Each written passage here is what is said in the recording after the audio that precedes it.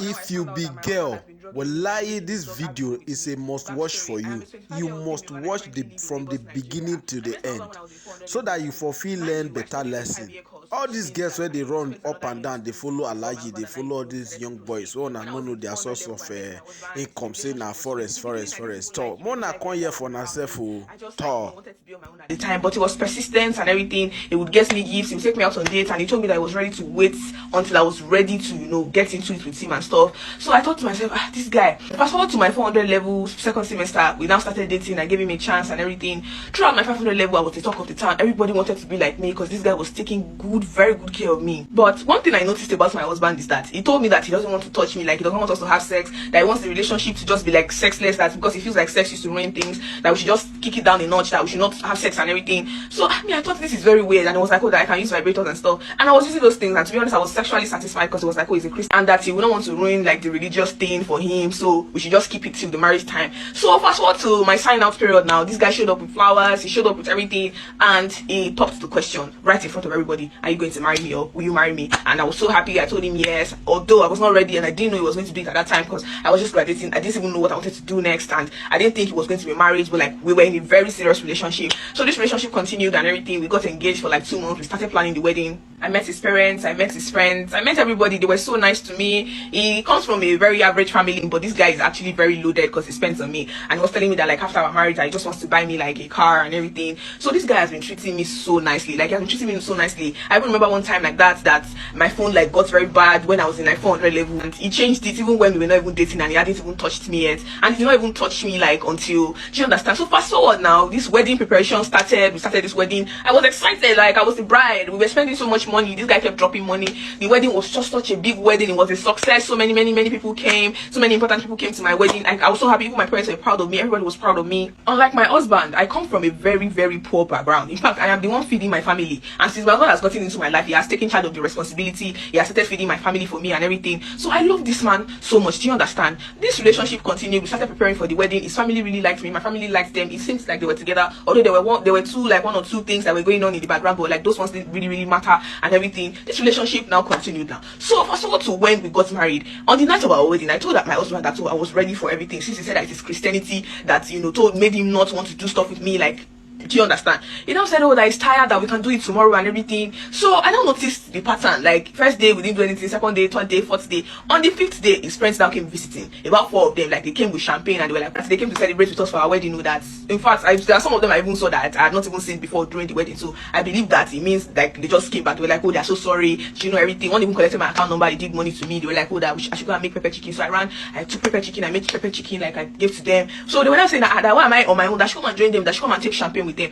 So I now took champagne with them. What I noticed is that after that champagne, I didn't really know what happened next. The only thing I know is that I woke up the next morning and my husband was telling me that that's me and him, that we did it so much, that we were really knocking each other, and that I really liked it. I was shouting, I was screaming, and I said that I don't have any memory of us doing anything like that. I don't. Now said that I was wanting it so badly, and I said I don't have any memory of doing. I don't think I remember doing anything. Now said then that's me, that I was just wanting it, that maybe I was just tired, and that maybe I'm having. He just said something very funny. But what I noticed is after that period, my husband and I never did anything again. Like until after like 2 weeks, some of his friends came to the house again and they brought NSC. They said, that one of them just got a contract, and they have this culture of going to each other's house to go and celebrate, blah blah blah. So the same pattern, go and make pepper chicken for us, come and drink with us and everything. The same thing happened. The next morning I woke up, my husband was telling me that we did so much. But what I now noticed the second time is that I saw some discharge, like I saw some things that indicated that I had done something with somebody, but I don't have a memory of doing anything with my husband. So I challenged him. I said, I don't have any memory of doing anything with you. Why is it that it's always when I'm unconscious I always doing stuff with me? Why are we not doing it? Why can't we do it now as I look you like this, as me and you look each other? Why can't, sister? Oh my God, let's continue the story. Why can't we do it like this, like as all two of us they look each other like this? Why is it that it's every time that your friends are? Do you understand? Immediately he became angry. He said, what do I mean? That he knows that me I don't like his friends, that me I want to push his friends away. And I said, no, that's not like that. It's not like I want to push your friends away, but I just noticed that every time your friends come to the house, I just I'll sleep off. The next morning you're telling me that we had sex and I don't even recall and everything. Oh child, that will waste you off for me. Oh, that will waste you off. Do you understand? Before you know it now, everything now shall continue. After a month, I noticed that, because normally his friends used to come like in intervals, like maybe like that's one that was like a week difference. Do you understand? But this one, they went for like a month. We didn't see them. Do you understand? After that, they now came back again. They said one of them is getting married, that they just got engaged and they want to come and celebrate in my husband's house. Me, I now stood up from the table, went upstairs. My husband came to me and I asked him that why is it that every time something is that don't they have houses? Why can't they invite us, like me and my husband? We should go to their house and go and celebrate. Why are they always coming to our own house to celebrate? Why are they always bringing drink? Do you understand? My husband brushed my curiosity off and just said that his friends just like to be around him. And I said no, I made the chicken and everything. They now said I should come and join them as usual. I should come and take drink with them. But as at this point in time, I was not even really suspecting that anything crazy was going on. I just felt like probably I was not good with alcohol, so I didn't really want to take it. But they kept encouraging me and saying I should take the alcohol now, take the alcohol now. So they poured wine for me. Immediately we just heard like a very big sound from outside, like it sounded like a bomb. So everybody ran outside like to go and check, like in panic to go and check what was happening outside. Do you understand? So before you know it, before they were coming, I didn't really follow them like that. So I carried the wine and I poured it away and I acted like I had already taken the wine, like, but I did not take the wine. Do you understand? When they came back, they were not looking at us. They were not saying, yawo, you go there tired like this. So they kept asking me, you go there tired like this. So and I said yes. So when I noticed that they were already giving me some, they're asking me some questions, everybody's wondering why I'm not sleeping. And I pretended to fall asleep. When I pretended to fall asleep, I noticed that my husband was telling his friends, this one, she don't even drink plenty, she could just go. You know, be like the other one. Do you understand? So it signified that there was somebody there before me, and he never told me that he even had another wife or another girlfriend or anything. Do you understand? So he took me upstairs. When my husband went downstairs to go and escort his friends out of the house, like all his friends were leaving, I ran downstairs and I picked a knife because I didn't know what was going on. I noticed that after like some 2 hours, he now came upstairs and I now noticed that he was opening the back door. And that particular back door that is in our room, it leads to the house of the dog. Do you understand? I noticed that he went to open the back door and then it was like he was bringing the dog inside, and I saw the dog approaching me. He brought the dog into the room while I was just lying on the bed, and it was just soliloquizing and saying that this one she could just sleep.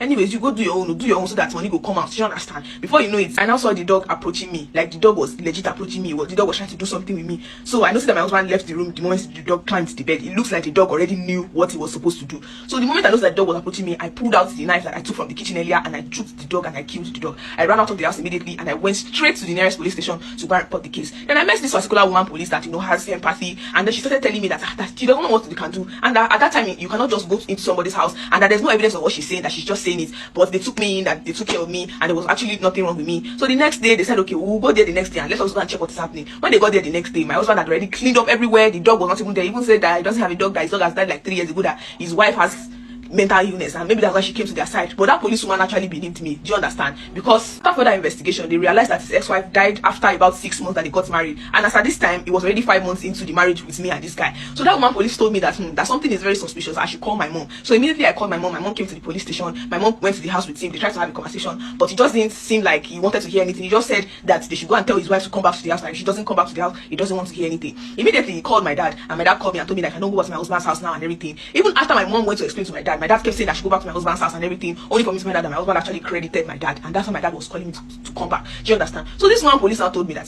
that this thing looks like it's very spiritual, this dog thing that is very, very spiritual. So my mom now took me to this particular Orioke, that is like mountain that they used to go and pray all the celestial people. The moment they saw me from afar, that man just called me. He started shouting, he said, this is death, I can see death, I can see death. Apparently, as at the time that I was already, going to the Orioke and everything, time don't pass. 3 weeks, I already had like 3 weeks left. The moment the man called me and said, this lady, you have 3 weeks to live, and the only way you can see alive is if they call your father right now and he gets here. So immediately my mom ran back to the house. She explained to my dad. She told him that this is what happened. That she explained to her husband that this is what happened. The man said no, that he doesn't want to see anything. That she go back to my husband's house. That's my husband told him that is because I want to cheat and my mother wants to support me to cheat. That is why me I ran away from this house. We are not in any Orioke, that we are lying to him, that we are trying to lie so that he will support us. The next morning, I heard that the man, that's my father.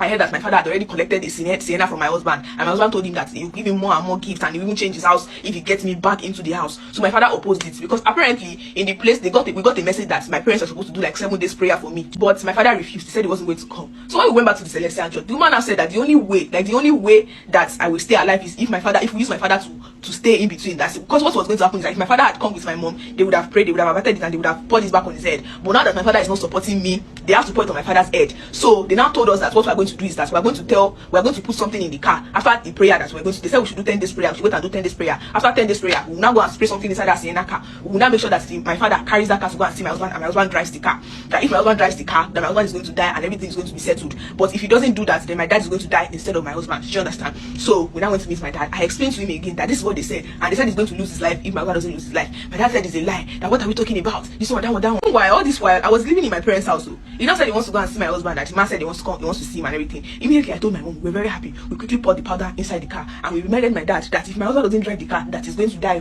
He said that was being superstitious, that all those churches, they were telling us rubbish, that she put the powder now, that he's just looking at us, he's laughing at us. Do you understand? So he drove the car there and everything. My father came back with bundles of money, provisions and everything. We now asked him that he didn't make sure that my husband drove the car so that nothing will happen to him. He said, which car? That what are we talking about? That my own husband is a good person, that even took him out to eat, that he bought him food, bought him that he even promised to change the Sienna, that he promised to do this one, do that one, that me, I don't want to go and stay in my husband's house, I want to go and be doing runs up and down, that you already see my future, that me, I want to be a runs girl, but he will not allow me, that he's going to make sure that my husband comes back and he comes to carry me from this house, blah, blah, blah. And that man had already told me that the moment I step foot into that man's house, 3 weeks or not, I'm going to go. Do you understand? So my father now said that he doesn't even understand what I'm saying, but tomorrow, that he has told my husband to come and carry me, and they told me that my husband must not see me until he drives that car. If not, it is me that is going to die. Do you understand? So I was hiding myself. I became very scared of my dad because I didn't really understand what was going on. Before you know it, my mom now told me that she wanted to make dinner for all of us. So my mom made dinner and stuff. She gave my dad food, gave me food. We all ate that night. The next morning we woke up, my dad was dead, and we didn't know what happened and everything. Me, I thought it was because of the whole thing that happened. They maybe because of the powder that we put and everything. Later onwards, life continued. I did not die. Although I feel like